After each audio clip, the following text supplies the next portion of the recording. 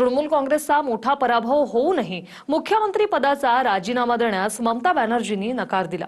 भाजपवर दडपशाहीचा आरोप करत आपला नैतिक विजय झाल्याचं ममता बॅनर्जींचं म्हणणं आहे। पाहूया।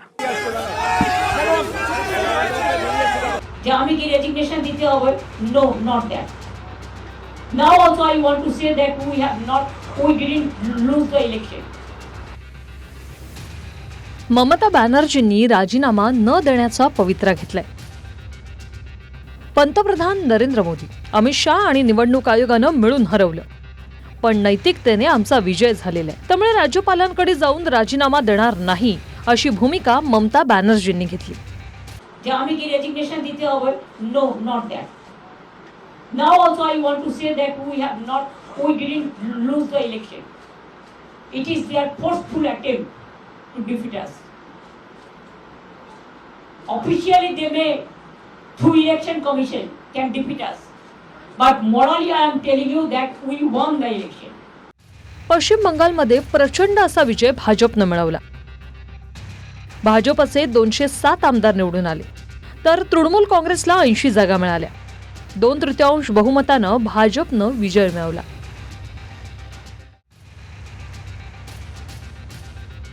ममता बॅनर्जींनी मतमोजणी केंद्रावर मारहाणीचाही आरोप केला। भवानीपूरमधून ममता बॅनर्जींचा पराभव झाला। यावेळी मतदान केंद्रावरून धक्के देऊन काढल्याचा आरोप ममता बॅनर्जींनी केला। धक्का मार के हमको घर से निकाल दिया. हमारा इलेक्शन एजेंट को इतना मारा, काउंटिंग एजेंट को, सबको मारा, 5-6 पार्टी को मारा। ममता बॅनर्जींनी राजीनामा देण्यास नकार दिला असला तरी फार फरक पडणार नाही। पश्चिम बंगालमध्ये विद्यमान मुख्यमंत्री ममता बॅनर्जी यांचा कार्यकाळ 7 मे पर्यंत आहे, म्हणजे त्या 7 मे पर्यंत मुख्यमंत्री राहू शकतात। 7 मे नंतरही ममता बॅनर्जींनी राजीनामा दिला नाही तर आपोआप कार्यकाळ संपुष्टात येईल आणि त्यानंतर राज्यपाल भाजपला सरकार स्थापन करण्यासाठी निमंत्रित करतील। भाजपकडून बंगालमध्ये सत्ता स्थापन करण्यासाठी हालचाली सुरू झाल्या। केंद्रीय गृहमंत्री अमित शाह यांची पर्यवेक्षक म्हणून निवड झाली, त्यामुळे अमित शहांच्या उपस्थितीत विधिमंडळाचा नेता निवडला जाईल। अर्थात पश्चिम बंगालमध्ये मुख्यमंत्री पदासाठी सुवेंदू अधिकारी यांचंच नाव आघाडीवर आहे। भवानीपूर मतदारसंघातून सुवेंदू अधिकारींनीच ममता बॅनर्जींना पराभूत केलं। गेल्या निवडणुकीतही सुवेंदू अधिकारींनीच नंदीग्राम मतदारसंघातून ममता बॅनर्जी यांचा पराभव केला होता। ममता बॅनर्जी यांना 58,812 मतं मिळाली। सुवेंदू अधिकारी यांना 73,917 मतं त्यांनी घेतली, त्यामुळे 15,105 मतांनी ममता बॅनर्जींचा पराभव झाला। हेच सुवेंदू अधिकारी 2020 पर्यंत ममता बॅनर्जींचे विश्वासू होते, पण आता भाजपचा पश्चिम बंगालचा हिंदुत्ववादी चेहरा आहे। उनको खुल के मुसलमान वोट दिया। वार्ड नंबर 77 में जितना मुसलमान वोट देने के लिए निकला, सब ममता को वोट दिया। और मुझे हिंदू, सिख, जैन, बुद्धिस्ट लोग ने आशीर्वाद देकर जिताया। ये जीत हिंदुत्व का जीत है, ये जीत बंगाल का जीत है। गेल्या 15 वर्षापासून ममता बॅनर्जी पश्चिम बंगालच्या मुख्यमंत्री होत्या, पण भाजपनं त्यांचा विजयी रथ रोखला।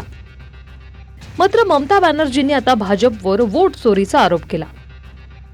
महाराष्ट्रात संजय राऊतांनी ममता बॅनर्जींच्या सुरात सूर मिसळला।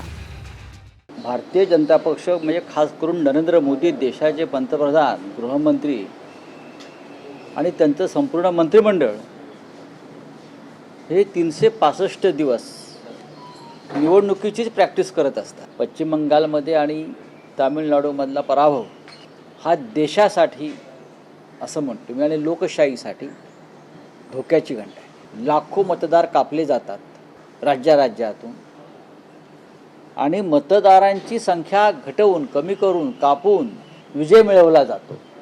आम्हाला म्हणतात 365 दिवसांनी फक्त राजकारण डोक्यात घातलं, तयारी केली, मग तुम्ही काय केलं? मी पुन्हा विचार, तुम्ही काय केलं? घरात बसून फक्त बडबड करायची, वायफाट बडबड करायची, काही बोलायचं, त्या सामनामध्ये काही लिहायचं, जो कोणी वाचत नाही आता, त्याशिवाय तुम्हाला काय उद्योग आहे? म्हणून तुम्ही जर थोडीफार मेहनत केली, आमचं थोडं अनुकरण केलं तर 2-5 लोक जास्त निवडून द्यायला तुम्हाला मदत होईल। काही बोलायचं, फक्त टीकाच करायची, याशिवाय त्यांना काही येत नाही आणि म्हणून त्यांची लायकी लोकांनी त्यांना दाखवलेली आहे, मतदारांनी त्यांना दाखवलेली आहे. अजून थोडीफार उरली सुरलेली असेल तर उद्धवजींना म्हणा सांभाळून ठेवा, यांना बाहेर काढा आधी, यांची बडबड थांबवा, अन्यथा जे आहे ते तुमच्याकडे 10-20 आमदार ते सुद्धा राहणार नाहीत. पश्चिम बंगालमध्ये पंतप्रधान मोदींपासून ते अमित शहा आणि संपूर्ण भाजपनेच प्रचारात पूर्ण ताकद लावली होती. आता मोदींच्या म्हणण्याप्रमाणे भाजपच्या नेतृत्वात बंगालमध्ये नवा अध्याय सुरू झालाय. Bureau report, TV9 Marathi.